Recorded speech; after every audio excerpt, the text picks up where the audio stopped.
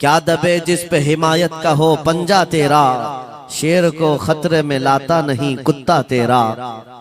अजीजा ने गिरामी वक़ार, आज की ये मजलिस पाक सुल्तानुल औलिया कंदीले समदानी महबूब रब्बानी सैयदना शेख अब्दुल कादिर जीलानी क़द्दसल्लाहु सिर्रहु शरीफ की बारगाह में खिराज अकीदत के लिए मुनाकिद की गई है। और आज से ठीक 1 साल पहले मुमरा की सरजमीन पर मैं आपके सामने हाजिर रहा और जलसा भी था गौसे पाक का ही। फिर साल भर के बाद बराबर यही अय्याम थे। जमीन थोड़ी बदली हुई लगती है, लेकिन मिंबर पर मौजूद उलमा भी वही तकरीबन मुझे नजर आते हैं और सामने के चेहरे भी पहचाने नजर आते हैं और जलसा भी वही है। ये बात मैं इसलिए जिक्र कर रहा हूं तवज्जो के साथ। साल भर गुजर गया मुमरा में, मैं खिताब करके आपके पास से रुखसत हुआ, उस बीच मेरा आना जाना हो न सका। लेकिन इस 1 साल भर की मुद्दत में मुमरा वाले में से कोई एक बात भी बता दे, क्या कोई मेरे पिछले बयान से आज बयान करने के बीच का जो साल गुजरा है कोई फसाद हुआ है, या कोई कर्फ्यू लग गई है, या कोई फितना हो गया है, या लोगों में कोई भड़कने वाले मामलात हुए हैं, किसी के पास कोई रिपोर्ट आई है? और अगर नहीं है तो मैं ये बात खास तौर पर डिपार्टमेंट वालों से कह रहा हूं, जिनको हमारा नाम ले लेकर के ही इतना डराया गया है कि जलसा होते ही उनके हाथ पैर अलग अंदाज में रखते हैं, कि उनको ऐसा लगता है कि ये मौलवी आएगा अभी भड़काएगा और मुमरा में पूरी आग लग जाएगी। मियां साल भर पहले की रिपोर्ट भी आपके पास है। साल भर पहले भी इसी जगह से खिताब हुआ और आज फिर खिताब करने आए। उनसे मैं कहता हूं कच्चे कान न रखें, अच्छी रिपोर्ट लिया करें, अच्छी रिपोर्ट लिया करें। हम गौसे आजम के दरबार के कुत्ते हैं। हम फितना व फसाद मचाने या आतंक और दहशत फैलाने नहीं आते। हमको जो बोलना होता है वो खुफिया सुरंगों में नहीं, खुले मैदान में बोलते हैं।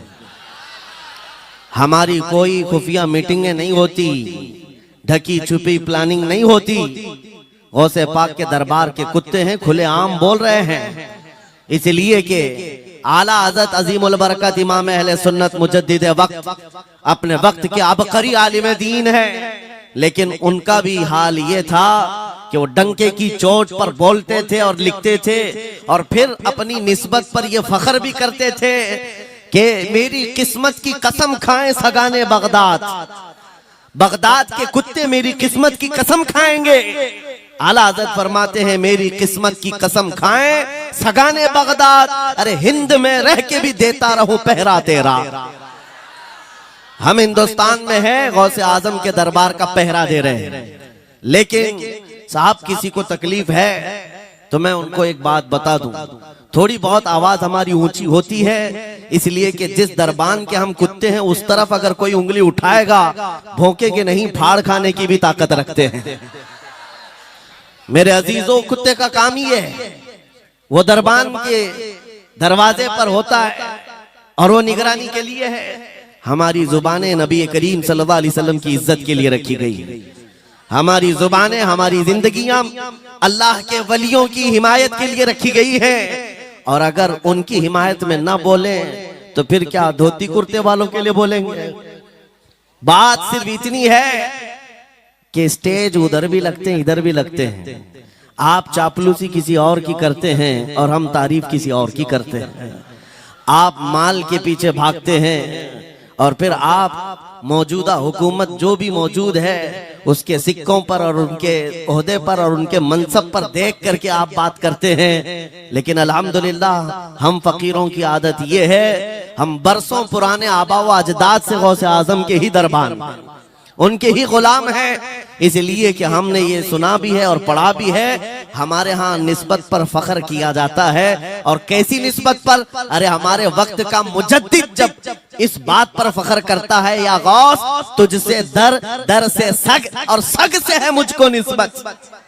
ये भी नहीं कहा डायरेक्ट गौसे पाक आपसे डायरेक्ट मुझे निस्बत है, ये नहीं कहा, बल्कि या गौस आपसे आपके दरबार को निस्बत है, आपके दरवाजे से आपके कुत्ते को निस्बत है, और आपके कुत्ते से मुझ अहमद रजा को निस्बत है। तुझसे दर, दर से सग और सग से है मुझको निस्बत। मेरी गर्दन में भी है दूर का डोरा तेरा, और इस निशानी के जो सग हैं नहीं मारे जाते। क्या बेहतरीन फार्मूला दिया है डरने वालों के लिए ही आला हजरत ने कहा है। जो खौफ खाया करते हैं, खौफ न रख रजा जरा तू तो है अब्दे मुस्तफा। आला हजरत फरमाते इस निशानी के जो सग हैं नहीं मारे जाते। सग फारसी लफ्ज है और कुत्ते को कहते हैं। कौन सी निशानी वाले सग नहीं मारे जाते? जिस कुत्ते के गले में पट्टा होता है उसको नहीं पकड़ा जाता। म्युनिसिपैलिटी की गाड़ी भी आती है कुत्तों वाली, वो इंजेक्शन मार के जाते हैं या कुत्तों को पकड़ के ले जाते हैं। बहुत कुत्ते अगर आवारा हो गए, कंप्लेंट करो, कुत्तों को उठा ले जाएंगे। लेकिन उन उठा ले जाने वाले कुत्तों में अगर एक भी बेल्ट वाला आया तो छोड़ देंगे। क्यों? ये पट्टा बताता है इसका कोई मालिक है, ये आवारा नहीं है, किसी का पाला हुआ है। पट्टा बताता है इसका कोई मालिक है। और आला हजरत फरमाते हैं हमारे गले में कादरी पट्टा पड़ा हुआ है, और इस निशानी के जो सग हैं नहीं मारे जाते। हश्र तक मेरे गले में रहे कादरी पट्टा तेरा। गौसे पाक का ये निस्बत का पट्टा पड़ा हुआ है। ये अल्हम्दुलिल्लाह हमें बहुत सारी चीजों से महफूज रखता है। हमें जाहिर सी बात है आज इसी बात पर फख्र भी है। लोग मौलाना साहब कह रहे हैं हक बात कहना इस जमाने में नहीं, हर जमाने में दुश्वार रहा है, हर जमाने में दुश्वार रहा है।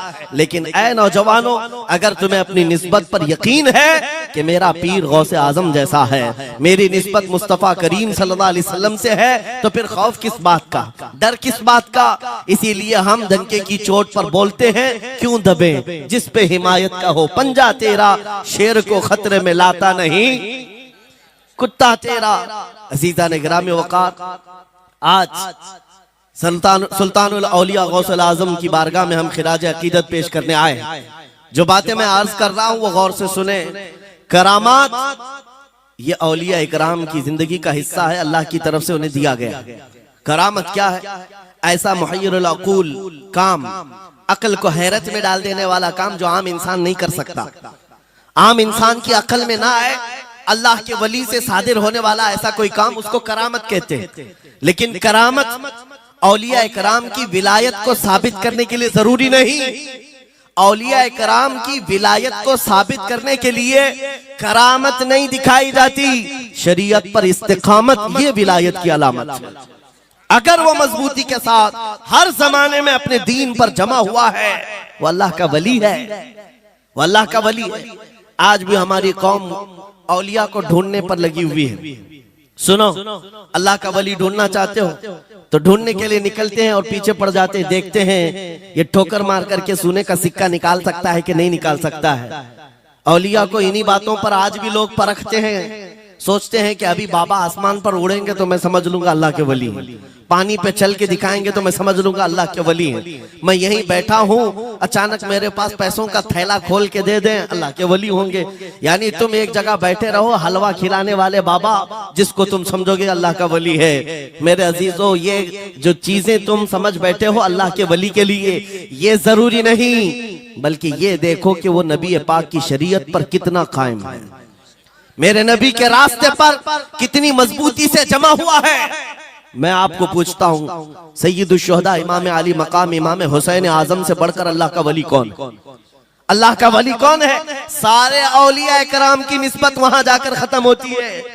उस हुसैन आजम को देखें करबला के मैदान में, अपने बच्चों की कुर्बानी के सामने भी जमे रहे, डटे रहे, करामत का इजहार नहीं किया, शरीयत पर इस्तिकामत लोगों को दिखाया। दुनिया में जैसी भी आफतें आ जाएं, मुसीबतें आ जाएं, अगर दीने मुस्तफा पर जमा हुआ है, इस्तिकामत के साथ खड़ा हुआ है, वो उसकी सबसे बड़ी विलायत है, वो सबसे बड़ा वली है। अल्लाह का वली वो है जो शरीयत पर जमा हुआ है, डटा हुआ है, कायम है। और करामात औलिया इकराम की जिंदगी का एक छोटा हिस्सा है, छोटा हिस्सा है। और इस्तिकामत ये बहुत बड़ा हिस्सा है। जमे रह जाना किसी बात पर, खौफ ना खाना बातिल ताकतों से, न डरना इन जालिमों से, ये औलिया इकराम की जिंदगी का खास वतीरा है। आज हम सबको जिस चीज की जरूरत है वो करामत की नहीं, इस्तिकामत। करामतें सुनते भी आया, अब करामत से आप ये समझते हैं कि काया पलट जानी चाहिए। लोग आज मजाक भी करते हैं। कुछ वो मॉडर्न ख्याल के डॉक्टरों और प्रोफेसरों के लेक्चर सुन करके पागल जो हो चुके सोशल मीडिया पर, वो भोंकते हैं करामात औलिया पर। क्या अब करामात क्यों नहीं दिखाते अल्लाह के औलिया? ये जो हालात बदले हुए हैं, इन हालात में इनकी करामतों से जमीन क्यों नहीं पलट जाती? जालिमों के मुंह में कीड़े क्यों नहीं पड़ जाते? मेरे अजीजों, पूरी दुनिया करामात से नहीं चलाई जाती। वल्लाह मुसब्बिबुल अस्बाब, अस्बाब पर रखा है। एक मशहूर जमाना बुजुर्ग हजरत मोहम्मद जाम रहमतुल्लाह अलैह बगदाद के हलाकू के जमाने के थे।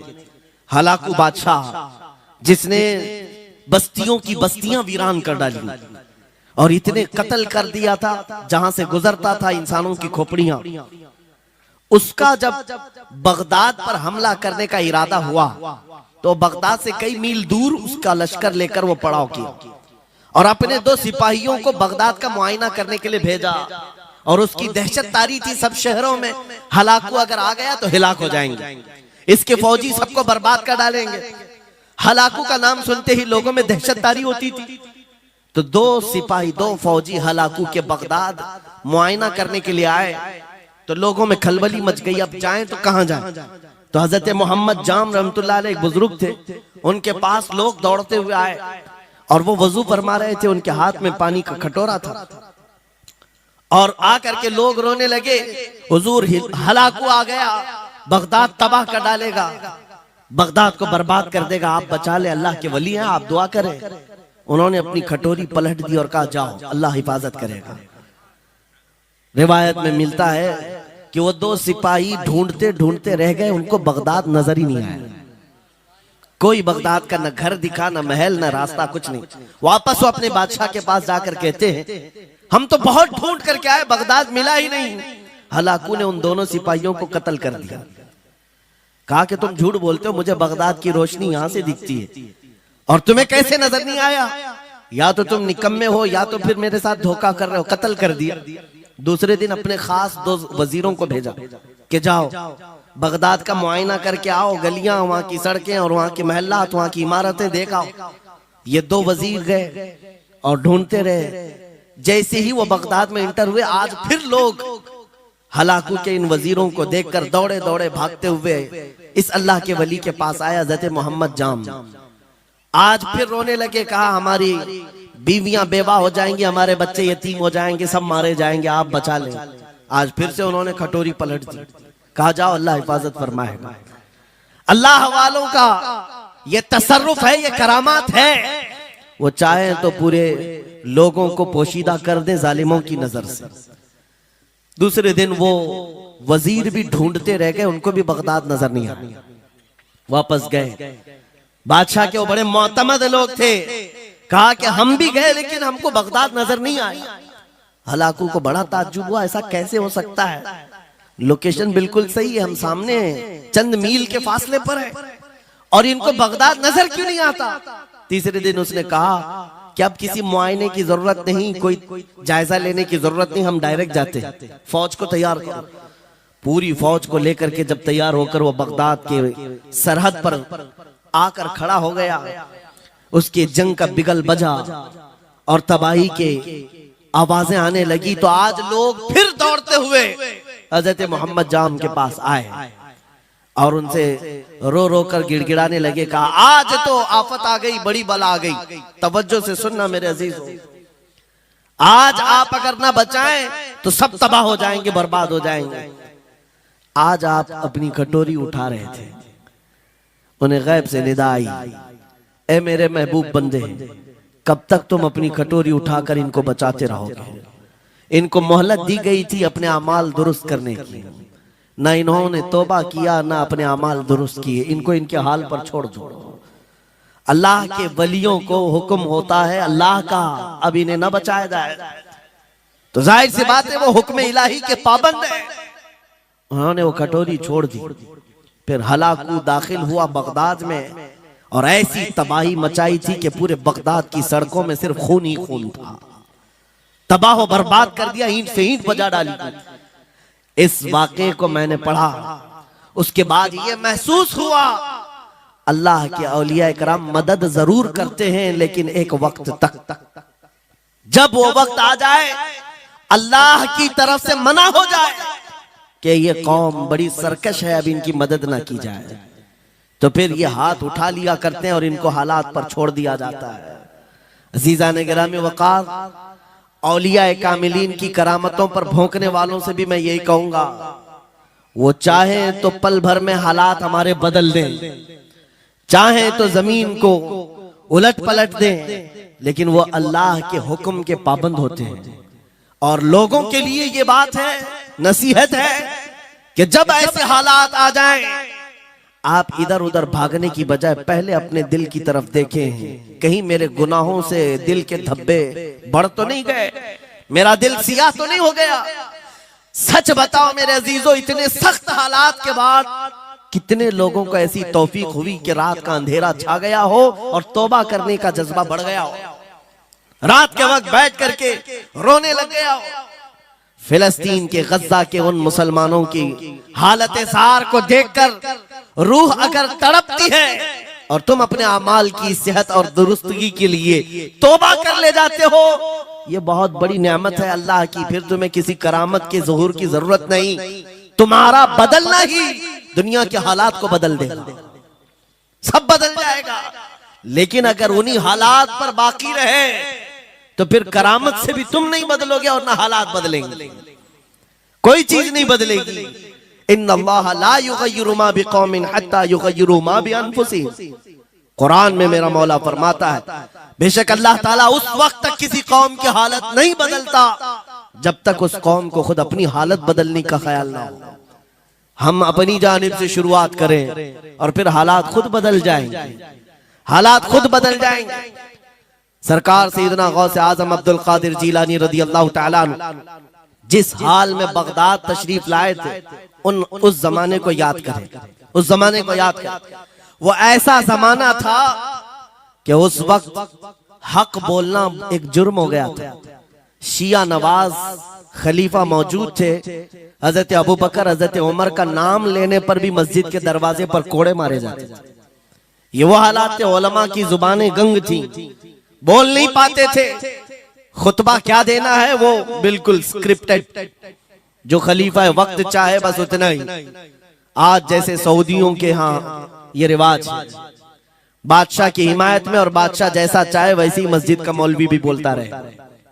शरीयत क्या कह रही है, मेरे मुस्तफा करीम सल्लल्लाहु तआला अलैहि वसल्लम की तालीमात क्या कह रही हैं, इससे क्या सरोकार, बस उतनी बातें करो जितनी उनके बादशाह की हिमायत की।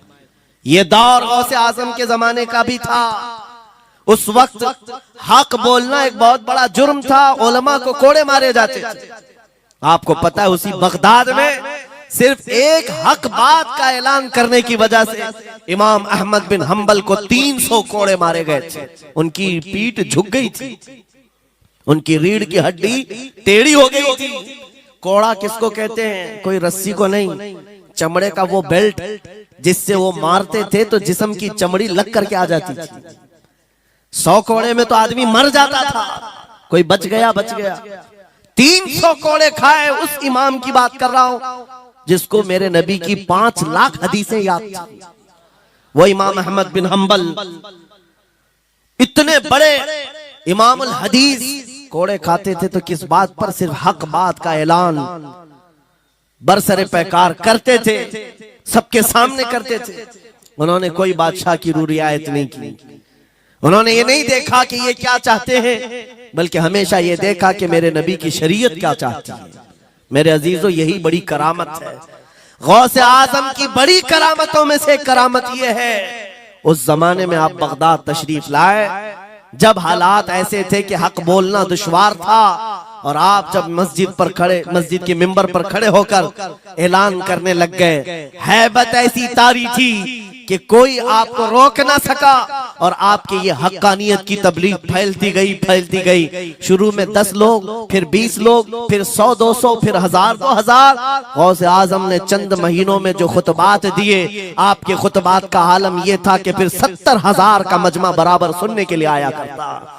और गौसे आजम का ये खुतबा एक नहीं, हजारों खुतबात हैं। जब जब आप खुतबा देते थे, एक बात याद रखें, जुबान अगर पाक हो और अल्लाह की नबी पाक की शरीयत ताहिरा बोलती हो, उस जुबान में बला का असर होता है, अल्लाह करीम की तरफ से असर डाला जाता है। हक बात अगर बुलंद आवाज से कहो, ये मत देखो कि मैं कौन हूँ, ये देखो कि कलाम किसका है। अल्लाह करीम लोगों के दिलों पर बात डालता है। गौसे आजम की जुबान से निकले हुए कलमात ऐसे हुआ करते, मजमा खत्म होने से पहले पता नहीं कितनों की तो लाशें उठाई जाती थी, कितने तो वहां बेहोश हो जाते। किस बात पर? इतना असर करता दिल पर कि लोग कपड़े फाड़ लेते थे। खुतबे के अंदर, बयान के अंदर ऐसा असर होता कि लोग बैठे बैठे मदहोश हो जाते, कोई जोश हाल में कपड़े फाड़ डालते। रिवायात में बताया गया कोई एक मजमा भी ऐसा नहीं जिसमें हुजूर गौसे पाक की तकरीर के बाद जनाजा ना उठाया गया। हर खिताबत के बाद, और बोलते क्या थे, हैरत की बात है मेरे अजीजों। आज बाज लोग ये कहते हैं, हम भी बहुत सारी चीजें बयान कर रहे हैं, मैं अपने लिए भी नसीहत और सारे उलमा के लिए भी कहता हूं, लोगों के पल्ले नहीं पड़ती, लोगों के कानों में नहीं जाती। ये जुमा में आते हैं, सोते रहते हैं, जब इमाम खड़ा होता है नमाज के लिए तो ये झटका लेकर के खड़े होते हैं, बयान यूं ही चला जाता है। मेरे अजीजों, 2 चीजों की पाबंदी जरूरी है। मैंने पढ़ा था इमाम अहमद बिन हंबल ने हजरत सुफियान सौरी रदी अल्लाह ताला, हजरत सुफियान सौरी नसीहत कर रहे थे, और जब वो नसीहत करते तो लोग रो पड़ते थे, आखिरत को याद करते, कब्र की होलनाकियों का तज़किरा करते तो लोग रोने लगते थे। एक बंदा था, वो मजलिस में आया करता और खामोश बैठता, और उस पर कुछ भी असर नहीं। एक दिन उसने पकड़ करके पूछा हजरत सुफियान से, आप जब बयान करते तो लोग धाड़े मार मार कर रोते, मुझे तो कुछ नहीं होता, मैं तो ऐसे ही बैठा रहता हूं। आपने क्या फरमाया? आपने ये नहीं फरमाया कि तू बदतमीज है, तू बदमाश है, तू बदअमल है। फरमाया 2 में से एक खराबी हो सकती है, या मेरा दिल खराब होगा या तेरा दिल खराब होगा, इसलिए कि मैं बात रसूलुल्लाह की कर रहा हूं, इसमें असर तो होगा ही। 2 में से कोई एक खराब होगा, ये नहीं फरमाया कि तू ही खराब। यहां पर हमारे लिए नसीहत है, बोलने वाली जुबान पाक हो और लुकमा हलाल का जाता हो, अल्लाह असर जरूर पैदा फरमाता है। सरकार गौसे पाक रदी अल्लाह ताला अन्हु मिंबर पर खड़े होकर बयान कर रहे हैं। क्या बयान कर रहे हैं? सुने।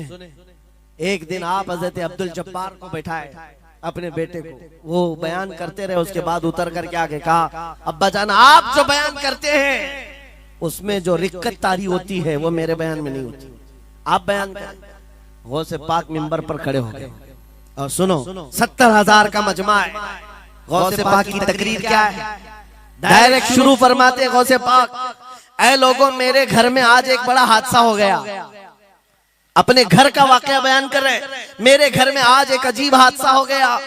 अब्दुल जब्बार की माँ, यानी अपनी बीवी के बारे में कह रहे हैं, उनके बेटे हजरत अब्दुल जब्बार कहते हैं, अब्दुल जब्बार की माँ मेरे लिए दही मट्टी की हांडी में जमा कर रखी हुई थी, एक छीके से लटकाई हुई।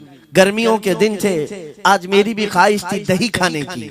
मैं घर पहुंचा दोपहर के वक्त, दही की हांडी मेरी बीवी ने उठा करके दस्तरखान पर रखा था। मेरे पहुंचने से पहले ही एक बिल्ला आया घर में और पांव से झपटा मारा, वो दही का मटका गिर गया, टूट गया और दही पूरा जमीन पर बह गया। न माँ खा सका, न मेरी बीवी खा सकी। इतना बयान करना था कि लोग धाड़े मारकर रोने लग गए, कपड़े फाड़ने लग गए, लोगों के अंदर जोश हाल से कैफियत बदल गई। मेरे अजीजों, कोई अपने घर का वाकया बयान कर रहा हो, कि दही की हांडी फट गई, दही बह गया, इसमें कौन सी ऐसी बात है रोने की? ये हमारे और तुम्हारे लिए हो सकता है। गौसे आजम का मजमा भी अहले दिल का हुआ करता था, वो बसीरत वाले लोग बैठते थे। गौसे पाक क्या बयान कर रहे थे? गौसे पाक के बयान का मतलब ये नहीं है कि अब्दुल उनकी बीवी दही की हांडी जमाई थी और उनके लिए खाने का इंतजार कर रही थी। गौसे आजम अपने वाकये से दुनिया की हालत बता रहे थे, ऐ लोगों, जिस तरह मेरे घर में आज मेरे खाने से पहले दही का मटका टूट गया और दही बह गया, सबकी हालतें तकरीबन ऐसी होती हैं। इंसान अपने लिए इतना कमाता है, माल जमा करता रहता है, और जब उसके खाने का वक्त आता है मलकुल मौत पंजा मारकर रूह निकाल लेता है और सारा माल उसका धरा का धरा रह जाता है, ना वो चख पाता है ना खा पाता है। गौसे पाक रज़ी अल्लाह ताला अन्हु ये दुनिया की हालात बता रहे थे। और मेरे अजीजों, आज भी वही हालात हैं हमारे, आज भी वही हालात हैं। हमने कमाने के लिए अपनी सेहत गंवा दी, रात नहीं देखा, दिन नहीं देखा, दौड़ते रहे माल हासिल करने के लिए, इतना जमा कर लूं, इतना जमा कर लूं, इतना जमा कर लिया, जब तक तो सेहत बिगड़ गई, शुगर भी आ गई, बीपी भी आ गई, और ऐसी बीमारियां लग गई कि आप इनको ठीक करने के लिए जितना जमा किया था खर्चा करते रहो। शेख सादी रहमतुल्लाह अलैह फरमाते हैं, ये दो कामों में तो इंसान की पूरी जिंदगी खत्म होती है। पहले कमाने के लिए सेहत गंवाता है और फिर सेहत बचाने के लिए माल गंवाता है। ये दो चीजों में गौसे पाक रज़ी अल्लाह ताला अन्हु की नसीहत यही थी कि इतना जमा कर ले जाते हो, इतना जमा करते हो कि फिर जब खाने का वक्त आता है तो मियाँ ऐसे हालात होते हैं कि नमक भी नहीं खा पाते, शक्कर भी नहीं खा पाते। दूसरी बातें तो छोड़ो, शुगर वाले शक्कर नहीं चख पाते, बीपी वाले नमक नहीं चख पाते। अरे ये बड़ी छोटी चीजें हैं, और माल देखो तो करोड़ों का है, अरबों का है, अरबों का माल पड़ा हुआ है, नमक नहीं चख पाते, शक्कर नहीं खा पाते। किसके लिए जमा किया था? और थोड़ी और बड़ी बीमारी हो गई तो पानी भी नहीं पी पाते, डायलिसिस चल रहा है, किडनी खराब है। कितने ऐसे लोग मिलते हैं आज, कितने ऐसे हैं जिन्होंने साफ मुझसे कहा कि डॉक्टर ने पूरा गिन करके कहा है कि पूरे दिन भर में जो है एक ढक्कन से पानी पीना, बोतल का जो ढक्कन होता है उस ढक्कन से बस बूंद बूंद चखते रहना, पानी ही ना पियो, इसलिए कि किडनी काम नहीं करती। ये दुनिया है मेरे अजीजों, हमने अपनी सेहत गंवा दी, पूरी की पूरी सेहत गंवा दी इसको हासिल करने के लिए। इसी को मेरे इमाम अहले सुन्नत फाजिल बरेलवी ने कहा था, शहद दिखाए जहर पिलाए, कातिल डायन शोहर कुछ, इस मुर्दार पे क्या ललचाए, दुनिया देखी भाली। लेकिन समझ में किसी को नहीं आता, उस वक्त समझ में आने लगता है जब जाने का वक्त होता है।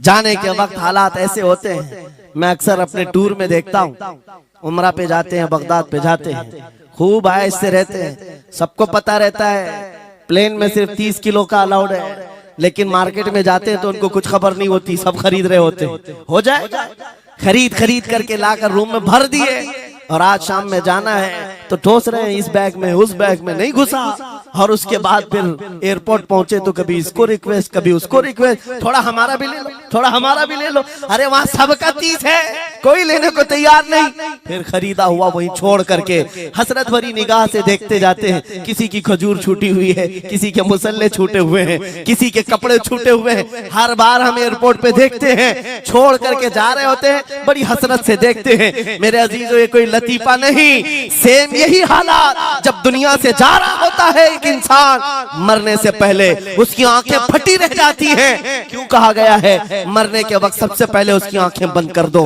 क्योंकि वो अपना माल देख रहा होता है, अपनी औलाद देख रहा होता है, अपना घर बार देख रहा होता है। मैंने इसको बनाया था, इस तरह से कमाया था, इस तरह से इसको पाला था, ये सब देखता रह जाता है, उनमें से किसी चीज को उठा भी नहीं पाता, ले नहीं जा सकता, यहाँ तक कि ऐसी हालत होती है खुद जा भी नहीं पाता, दूसरों के कंधों पर सवार होकर जाना पड़ता है। ये दुनिया की हकीकत। गौसे पाक की तालीमात अगर पढ़ते रह जाओ मेरे अजीजों, तसव्वुफ का एक ऐसा किला है, गौसे पाक की तालीमात काफी है तुम्हें तौबा करने के लिए, दुनिया में दिल लगाने के लिए, और उससे दिल हटाने के लिए गौसे पाक की तालीमात काफी है। आपने फरमाया था दुनिया में ऐसे रहो जैसे कश्ती समंदर में चलती है। कश्ती समंदर में चलती है यानी पूरे भरे हुए मौजों के पानी पर कश्ती चल रही है, लेकिन उसका कुछ बिगड़ता नहीं है। हाँ, अगर पानी कश्ती के अंदर आ गया तो फिर कश्ती के लिए खतरा है, डूब जाएगी। तुम दुनिया में ऐसी रहो कि तुम्हारे अंदर दुनिया ना आए। तुम दुनिया में हो, तुम्हारे अंदर दुनिया ना आ जाए। अगर तुम्हारे अंदर दुनिया घुस गई तो डूब जाओगे, फिर यहां से निकल नहीं पाते। मौलाना रोम इसी की मिलती जुलती बात कहते हैं मसनवी शरीफ में। जलालुद्दीन रूमी फरमाते हैं एक चूंटी को देखा, शहद का एक कतरा जमीन पर गिरा हुआ है। शहद का कतरा चिपकने वाला होता है, यानी उसके अंदर गम होता है। चूंटी करीब से आई, एक चुस्की ली, शहद को चखा और जाने लगी। फिर आई, पेट कहां भरता है चूंटी का मीठे से। अरे शहद तो पानी में भी रखो ऊपर से आके गिरती है, और शहद खाना है उसको। और दूसरी तरफ से आई, फिर गई, पेट नहीं भरा, चारों तरफ से उस कतरे को चाट चाट के गई। मौलाना रोम फरमाते हैं फिर चूंटी के दिल में ख्याल आया, मैंने हर तरफ से तो शहद को चक्कर देखा, टेस्ट एक ही है, बीच कतरे में कैसा टेस्ट होगा? कतरे के बीचों बीच शायद अलग टेस्ट होता है। तो चूंटी ये सोच करके कतरे के ऊपर चढ़ गई। जो शहद का कतरा था उसके ऊपर चढ़ गई। कहा ऊपर चढ़ करके मैं चुस्की लूंगी इसकी और चखूंगी। और जब चढ़ गई तो उसके सारे पैर हाथ उस पे चिपक गए। चूप्स तो लिया, शहद खा तो लिया, लेकिन वापस आने का कोई रास्ता ही नहीं था। सारे हाथ पैर उस शहद के गम में चिपक गए। चूंटी की उसी कतरे में मौत हो गई। मौलाना जलालुद्दीन रूमी फरमाते हैं इंसान यही करता है, माल कभी इधर से कमाता है, कभी उधर से कमाता है, हर जगह से देखता है, सारे टेस्ट ले लेता है, बाद में बड़े बड़े लोगों को देखता है, अरे नेताजी तो बड़े बंगले में, वहां कैसा ऐश होता होगा, कोई उस रिजॉर्ट में है, वहां कैसी मस्तियां होती होंगी, वहां भी जाकर देख लूं। ये वहां भी यहाँ भी करते करते घुस जाता है और दुनिया में ऐसा मसरूफ होता है, उसकी मौत आ जाती है, तौबा की मोहलत नहीं मिल पाती, उसी दुनिया में फंस जाता है। मेरे अजीजों, गौसे आजम की तालीमात ये हैं, दुनिया में ऐसे रहो जैसे कश्ती समंदर में रहती है, तुम्हारे अंदर पानी ना आने पाए। अगर तुम्हारे अंदर आ गया तो डूब जाओगे। इन तालीमात पर अमल करते हुए आज हम हालात देख सकते हैं। जितनी चीजें उन्हें हमें बिगाड़ा है आज, वो दुनिया की मोहब्बत है, वो दुनिया की मोहब्बत है। मेरे आका सल्लल्लाहु अलैहि वसल्लम का एक फरमान मैं सुनाता हूँ, अबू दाऊद शरीफ की हदीस है। वो आज के जमाने में अगर मैं आपके सामने बयान करूं तो ऐसा लगे हमारे लिए ही बयान हुआ है। रसूल करीम सल्लल्लाहु अलैहि वसल्लम फरमाते हैं यूशकु अन तदाअ अलैकुमुल उमम कमा तदाअल अकिलतु इला कुसअतिहा। करीब एक जमाना तुम पर आएगा, तुम देखोगे कि सारी जमातें मेरी उम्मत पर टूट पड़ेंगी, ऐसे टूट पड़ेंगी जैसे भूखा बर्तन पे झपटता है। भूखा आदमी जैसे बर्तन पे झपटता है, ऐसे मेरी उम्मत पर सारी कौमें झपट पड़ेंगी। आज वही तो हालात है, आज वही हालात है। सबका टारगेट हम ही है, सबका निशान हम है।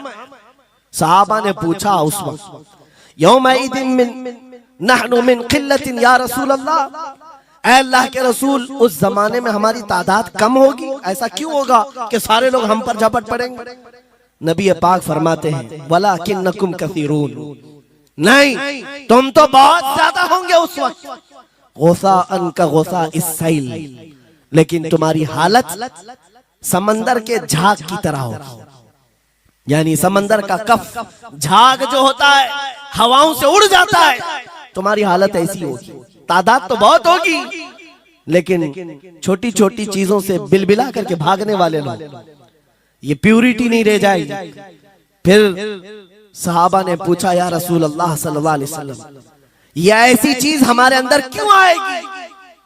मेरे आका फरमाते हैं वजह दो ही होंगी, दो चीजें जब तुम्हारे दिल के अंदर आ जाए तो अल्लाह ताला तुम्हारे दिलों से, तुम्हारे दिलों के ऊपर काफिरों का, दुश्मनों का रौब डाल देगा। तुम डरते डरते जीने लग जाओगे, खौफ के आलम में जीने लग जाओगे। वो दो चीजें क्या है? मेरे आका फरमाते हैं हुब्बुद दुनिया व कराहियतुल मौत, दुनिया से बेइंतहा मोहब्बत करने लगोगे और मौत से भागने लगोगे। मौत से तुम्हें नफरत हो जाएगी, डरने लग जाओगे। ये दो चीजें जब तुम्हारे अंदर आ जाए, तुम्हारे दिलों पर काफिरों का रौब डाल दिया जाएगा, दुश्मनों का खौफ डाल दिया जाएगा।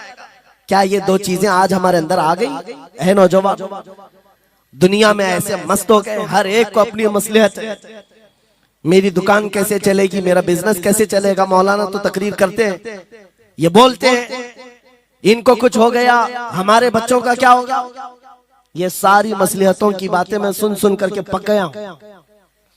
बहुत सारे लोगों को तो ये लगता है इनके साथ मत बैठो वरना कल को इन पकड़ के ले जाएंगे तो तुम्हारा भी नाम आ जाएगा। बहुत सारे स्टेज पर उलमा के हालात पर अभी तो चल रहा है। जिस दिन कोई टारगेट पर आए इधर उधर बैठने से भी डरने लगे। इनके ऊपर इतने केस हैं, बाजू बैठने वालों के भी हालात खराब हो जाएगी, हमारा भी नाम ना आ जाए। मेरे अजीजों, ये सब गीदड़ भपकियां हैं, तुम्हारे ईमान का इम्तिहान। मैं तो यही कहता हूं, हमारे साथ कोई मामला नहीं। वही बात मैं कहता हूं जो अकबर इलाहाबादी ने कहा था, रकीबों ने रिपोर्ट लिखवाई है जा जा के थाने में कि अकबर नाम लेता है खुदा का इस जमाने में। यही रिपोर्ट लिखवाते हैं जा जा करके। हमारी भी जहां रिपोर्ट लिखी हुई होगी, बात यही होगी कि ये रसूलुल्लाह का नाम लेता है और उनके नाम पर लोगों को बात करता है, यही रिपोर्ट होगी।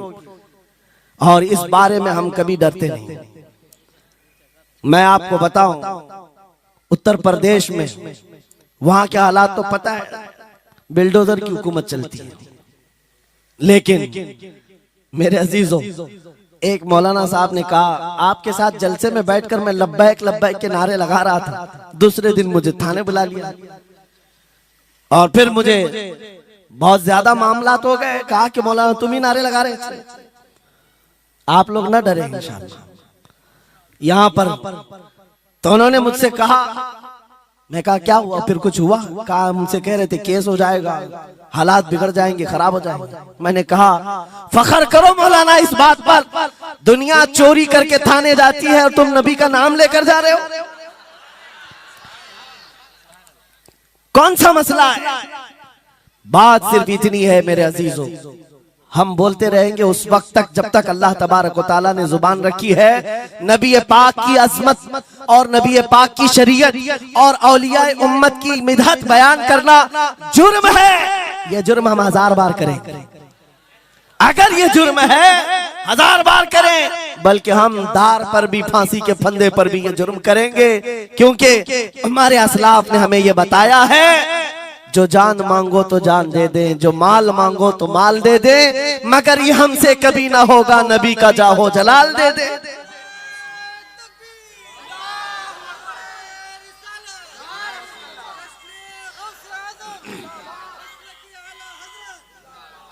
खामखा बेचारे हमारे रिश्तेदारों को डरा करके रखे लोग, पुलिस वाले हजरात को कुछ लोग रिपोर्ट लिखवा कर डरा करके रखे हुए। मैं आपको बता रहा हूं, एक साल में तकरीबन 170 के करीब जलसे करके आए।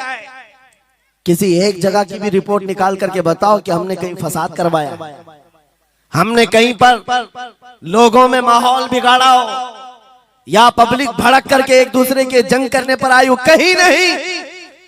अगर कौम को, सोई हुई कौम को बेदार करना तुम्हारे नजदीक भड़काना है, तो ये भड़काना तो बहुत अच्छा है।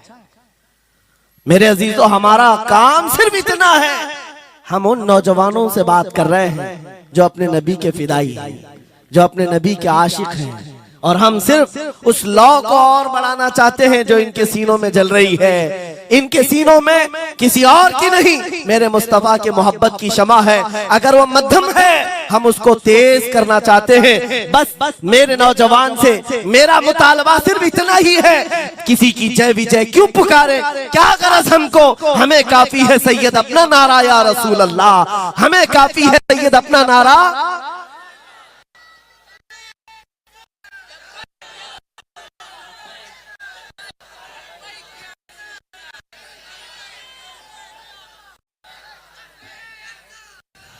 लब्बैक लब्बैक लब्बैक या रसूल अल्लाह, लब्बैक लब्बैक लब्बैक या रसूल अल्लाह, लब्बैक लब्बैक लब्बैक या रसूल अल्लाह, लब्बैक। तवज्जो मुझे बताओ, मैं तो दूसरे वाकयात बयान कर रहा हूं, यहाँ आपके यहाँ करंट सिचुएशन, यहाँ लोग बैठे हुए भी हैं, रिपोर्टर भी होंगे और हजरात को देख रहे। मुझे मैंने अभी बयान में कौन सा भड़काया, ये जो कह रहे हैं अपने नबी को पुकार। मेरे अजीजों, तुम्हारे इन नारों से असल बात ये है, दुनिया को ये लगने लगा है ये जिसके गुलाम है उसके पूरे होने लग गए, तो फिर अच्छे अच्छों की कुर्सियां हिलने लग सकती हैं। इसलिए कि इस कौम की तारीख सबको पता है, ये वो कौम है टल न सकते थे जंग में, अगर अड़ जाते थे पांव शेरों के भी मैदान से उखड़ जाते थे, हक से सरकश हुआ कोई तो बिगड़ जाते थे, अरे देख क्या चीज हम तोप से भी लड़ जाते थे। ये हमारी तारीख है, दुनिया को पता है, दस्तो दस्त है, दरिया भी न छोड़े हमने, बहरे जुल्मात में दौड़ा दिए घोड़े हमने। इकबाल ने कहा है थमता न था किसी से सैले रवा हमारा, कुछ बात तो है कि मिटती नहीं हस्ती हमारी, सदियों रहा है दुश्मन दौरे जमा हमारा, बातिल से डरने वाले आसमां नहीं है हम, 100 बार कर चुका है तू इम्तिहान हमारा। इसी बात को लेकर के बोर के बिगाड़ करके पैदा किया जाता है। हालात खराब हो जाएंगे आपके बयान का, हालात खराब नहीं होंगे। ईमान अगर मजबूत हो जाता है तो हालात खराब कभी नहीं होते, हालात खराब नहीं होते। आज ऐ सुन्नी मुसलमानों, गौसे पाक रज़ी अल्लाह ताला अन्हु की निस्बत अगर कामिल है, ये बात सुन लो, वक्त खत्म होने को आ गया, मैं अपने वक्त पर समेट लूंगा। आप मिंबर पर खुतबा दे रहे हैं, उलमा भी तवज्जो करेंगे, क्योंकि ये भी मिंबर पर खुतबा देने के लिए खड़े होते हैं और जुमा में मस्जिद पर माइक लेकर के बयान करते हैं, आधा घंटा पौना घंटा। अब तो हालात ऐसी आएंगे इनके साथ, अब तक तो ट्रस्टियों की चिट्ठियां आती थी, सदर सेक्रेटरी बोलता था मौलाना ये नहीं बोलना वो नहीं बोलना, अभी इसके बाद और आगे से भी आएंगी और चिट्ठियां आएंगी कि मौलाना अभी आपको क्या बोलना है इस जुम्मा में। ये डरे भटके हुए लोग जो उलमा की गर्दनों पर राज करते हैं, उनसे भी मैं कहता हूँ खोल दो, आजाद कर दो उन जुबानों को जो मेरे मुस्तफा की हैं, जो नबी पाक सल्लल्लाहु अलैहि वसल्लम की हैं। इनकी जुबानों पर ताले ना लगाओ, या उलमा तुम्हारे दीन के मुहाफिज हैं, तुम्हारी नस्लों की शरीयत के मुहाफिज हैं। आज इनकी जुबानों को बंद करोगे, कल तुम्हारे बच्चे नबी का नाम लेने से घबराने लग जाएंगे, डरने लग जाएंगे। उलमा के गलों में और इनकी गर्दनों में रस्सियां न डालो, ये तो उन जालिम ट्रस्टियों से कहता हूँ, बाकी उलमा से कहता हूँ अगर हालात ऐसे आ गए ठोकर मार दो इनकी नौकरियों को। एक दरवाजा अगर ये बंद करते हैं, मेरा मौला 70 दरवाजे और खोलेगा।